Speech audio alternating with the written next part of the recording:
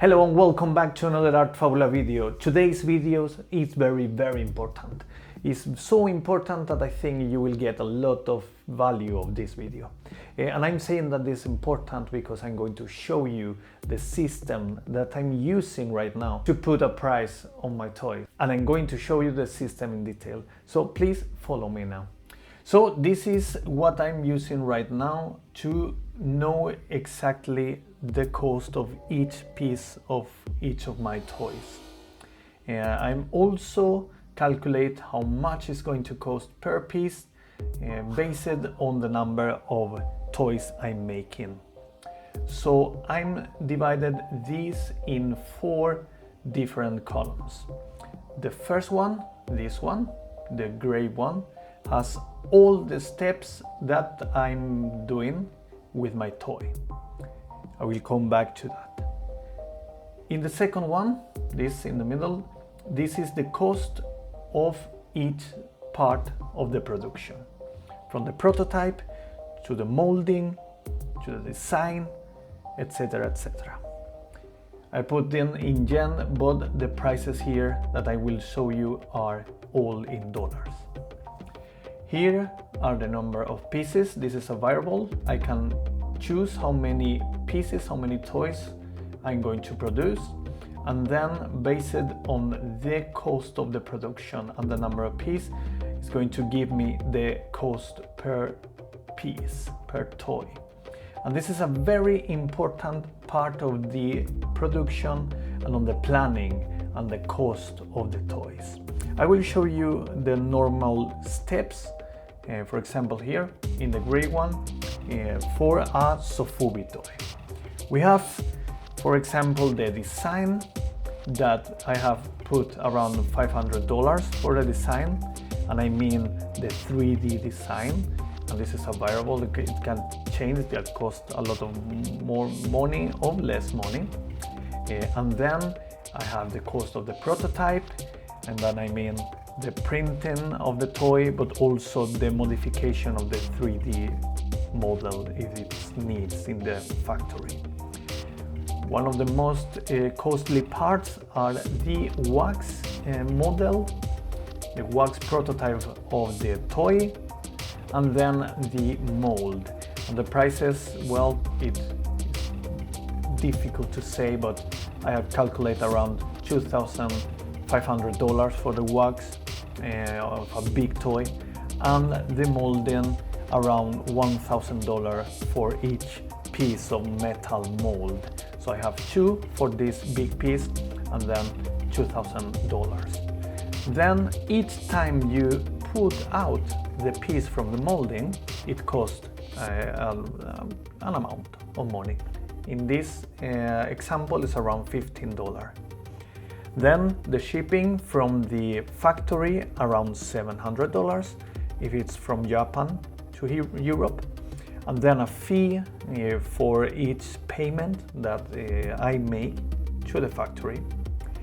And then it came also a few prices for the design. For example, the header cost for the design $200, and then for the bag, the print of each piece, the print I mean the maybe illustration or something like that that I will put in the package or on the box too, it costs around $50 each part. So if we put these prices in this column, then I will need to choose how many pieces do I want to make. And this is a very important thing. For here, for example, we have the number of pieces, and this 300. And if I make 300, then each piece it will cost $43 for me. So $43 for each toy. Then I will need, of course, to put my profit around maybe 40%, 50%, and then 30% more for the wholesale product if I want to sell to shops. So this is everything you need to think about when you are creating your toy, and you will need to put all the variables of the prices, all the costs in some kind of system like this one. One important thing is that you need to think about the number of pieces you want to produce so that the cost per piece, it doesn't exceed a normal price. For example, in this example, this is all not real prices, but very similar to the real ones. If you make 300 pieces of this toy, it will cost 43 each toy. And I think that for this piece that I had in mind when I put these numbers, I think a $43 per piece is an okay price for the production. But then I will need to sell 300 of them to come down to the 43. I think that with my profit, around 45 or 50%, I can get to a normal selling point price for this kind of Sofubi toy. So if I think this is too high, if I think that the cost per piece is too high, then I need to plan how many more pieces will I need to sell. So if I wanted to take down the cost per piece, I need to increase the number of toys I'm going to produce. So instead for 300, maybe I need 400. And then the cost per piece, of course, is less.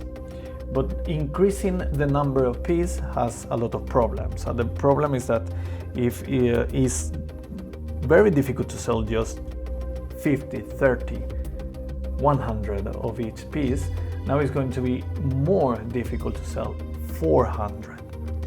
But you need to know that if you are going to go in this world of Sofubi, then you will need to think about the marathon thing that I told you before long time ago. I mean, you will need, of course, to think this Sofubi thing as a long process, not just 1 year, 2 years, but more and more years. So please use some kind of system, plan order cost for the toys, and then how many pieces you think you will sell it. And if you see that the number of pieces that you need to produce to come down to the normal price without the profit is too much, then you will need to think about if the production of the toy is worth it or not. So these are the system, this is the system that I'm using right now to see if the production of the toy I want to produce is worth it or not. So I hope you like this video. It's very short, very concise, with example and with numbers. Make a system, put all the prices of all the steps of the creation of the toy, and then choose what the price without the profit is and how many toys you will need to produce to achieve this part. And from that, well, you will need to make magic, you will need to sell it, you will need to put it out for everyone to get. So create a very good toy, and then everything, it will come sooner or later.